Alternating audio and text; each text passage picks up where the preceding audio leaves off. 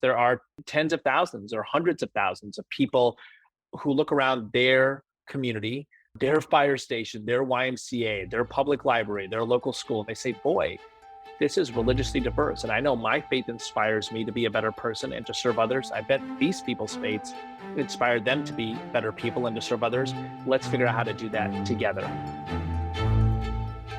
Welcome to After the Fact. For the Pew Charitable Trusts, I'm Dan LeDuc. We'll be speaking with Eboo Patel as we continue our look at community building around the nation. He's the founder and president of Interfaith America.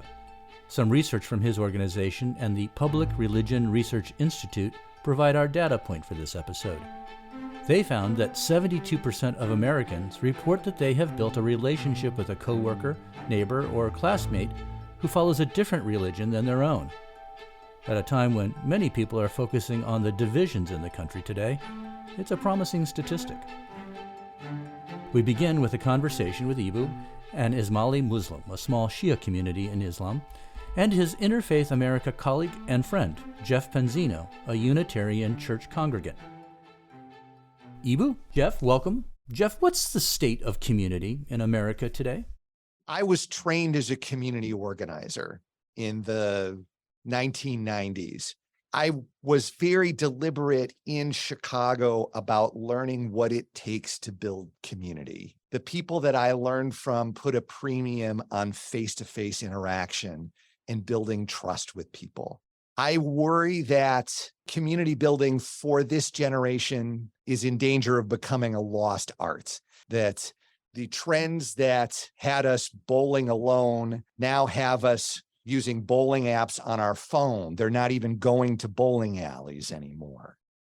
Eboo? Actually, for most of human history, until about a century back, you were handed an identity and you were handed a community. If your parents were Southwest Side Catholics in Chicago, you were going to be a Southwest Side Catholic, and here's the church you're going to go to, and you were going to probably marry in this kind of a manner, and you were going to work this kind of a job, et cetera, et cetera. That's how human beings lived for most of human history. And it's really only the mid-20th century where human beings had choice in their identity and in their community. And that's led to a lot of positive things in terms of expression, a lot better art. People can pursue individuality and expression, but it's absolutely eroded community. You recognized these trends, and you both have community organizing backgrounds, and that is a skill and an approach to making community better. But you're adding this element of faith. The element of faith for both of you was there from the start. And why was that important for both of you? My story of transitioning from being an angry activist to a social change agent who recognized the power of faith, not only to inspire people's best selves, but to inspire civic institutions. The track was laid for this organization back in college, where I would talk with Jeff about issues of diversity and social justice and faith. And we actually cared so much about those issues that we took an entire summer to travel through faith-based social justice communities and got a real deep sense of how people connected their faith with their work to help people in the world. And we talked about an organization that would be embracing of a range of faiths, that would nurture positive relationships between them. Eboo and I and some of the other early leaders in the organization rented a house together on the north side of Chicago. We set up the office in the basement. I think there is something special there that faith connects me to a bigger set of ideas and a more human and holistic approach to people in the world. And that's where Interfaith America came from. It feels like religion is about community building. The way we think of this at Interfaith America is that religious communities have helped build some of America's most important civic institutions whose purpose is to build community. So if you think about higher education, America has something like 1,500 private colleges and universities, of which at least half were built by different religious communities, from Georgetown and Notre Dame to Syracuse and Duke and Emory and USC. The YMCA, of course, the Young Men's Christian Association. So many hospitals built by religious communities. So religion really contributes in a very kind of grassroots way to America, a ground level way, but also in the kind of myth making of the American community. There are, unfortunately, some places where religion has created barriers in American society and certainly in the world. And what makes religion successful when it can overcome those barriers? So at Interfaith America, we talk about this as faith can be a barrier of division or it can be a bridge of cooperation. So if you think about a hospital, right now there are 10,000 surgeries happening in America where there's some version of a Muslim physician supported by a Jewish anesthesiologist with a Hindu nurse, the hospital run by a secular humanist. And that's interfaith cooperation. They are doing something very powerful together. They're saving somebody's life. Everybody's praying in their own way. If you think about American disaster relief, it's the same way. So after a hurricane or an earthquake or a tornado, it's the disaster relief arms of the Southern Baptists and the Church of Jesus Christ of Latter-day Saints and the Episcopalians. They all show up and they're working together to help others. Those are the kinds of things we want to lift up at Interfaith America and say, religion is already doing this. Let's do more of it. So let's talk specifically about what Interfaith America does to encourage community building and cooperation and bridge building between faiths. Over the course of human history, there's been a character called an interfaith leader who has brought people who are inspired by their diverse faiths together to build community and serve others. Martin Luther King Jr. was an interfaith leader.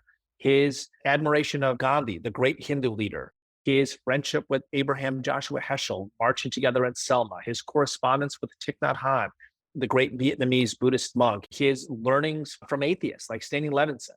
He was very much an interfaith leader who brought people from different faiths together in a movement of human uplift that we call the civil rights movement.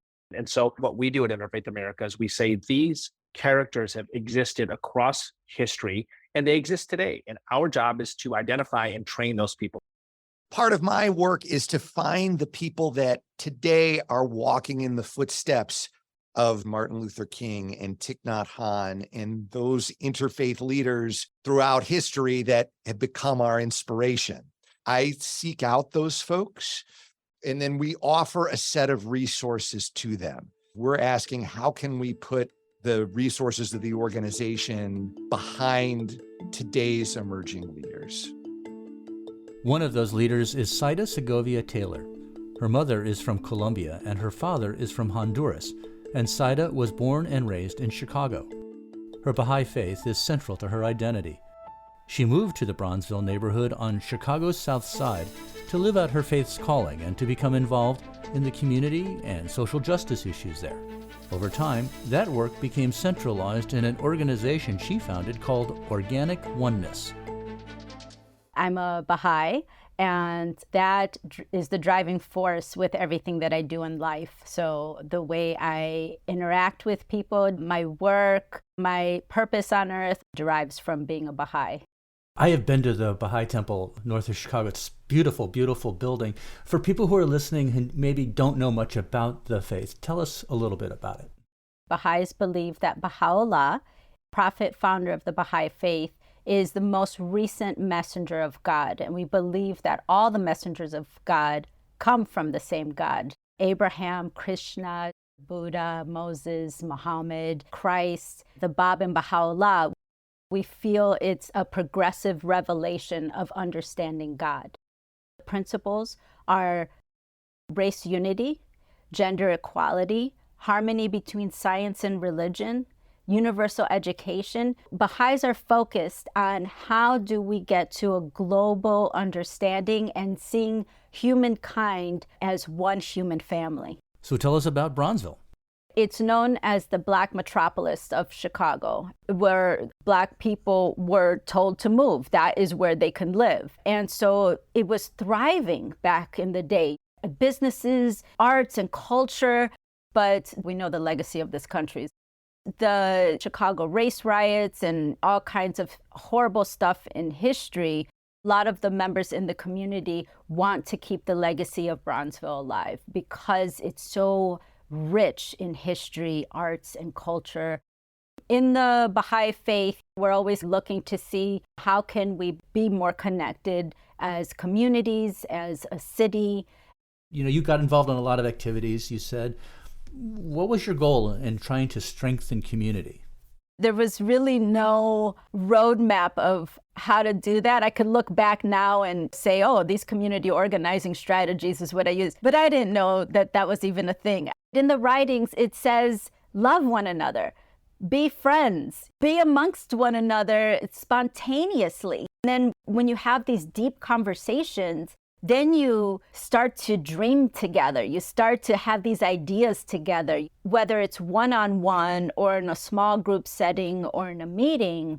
The fact that it's a safe space and everyone loves each other and everyone is there for the same goal of making it a better place for the children, then magic happens. I wish I could say, oh, I had the secret sauce, but it's really about staying in there. And being a family is not all glory. The point is to stay in the room. The point is to say, I'm in this, thick and thin. We're together. We're a team. Being Baha'i, did you ever get pushback from people of other faiths? And how do you handle it? It's all how we look at things, right? And I think that the Baha'i faith offers a solution to exactly what's going on in the world today and how we see those differences. A lot of people see the differences and the diversity as a threat. The Baha'i faith actually says that our diversity is a gift, that our differences of opinion will spark the truth of what's supposed to happen. It's a matter of practicing self-control. So being detached, getting rid of your own ego, holding yourself accountable to how you're speaking to each other. There's a lot of discipline involved, which I admit, I fail sometimes. I'm human, but I have this goal in mind of how I'm supposed to act. So if I'm going into a meeting or into a conversation, even within my family, and I say my way is right, there's going to be no unity. We're not going to be able to move forward together. I have to have the lens of, I have a piece of the truth. What do you have to offer? How do you see this? People are beginning to see that and be open-minded to learning about other faiths. But her work isn't about evangelization. It's simply about nurturing community by bringing people together and finding out about the needs of the Bronzeville neighborhood and trying to meet them. Organic Oneness hosts an annual bike ride to help people learn about the history of Bronzeville. There's a yearly wellness conference and a service day to celebrate Dr. Martin Luther King Jr. We always start off the year with honoring Dr. King, helping people remember his legacy, what he stood for, and how we have to keep the dream alive. And so we work with the Chicago public school system. We identify some buildings that need beautification, and then we bring in volunteers to hear Dr. King's words. Some of the students in the area sing the Black National Anthem and We Shall Overcome.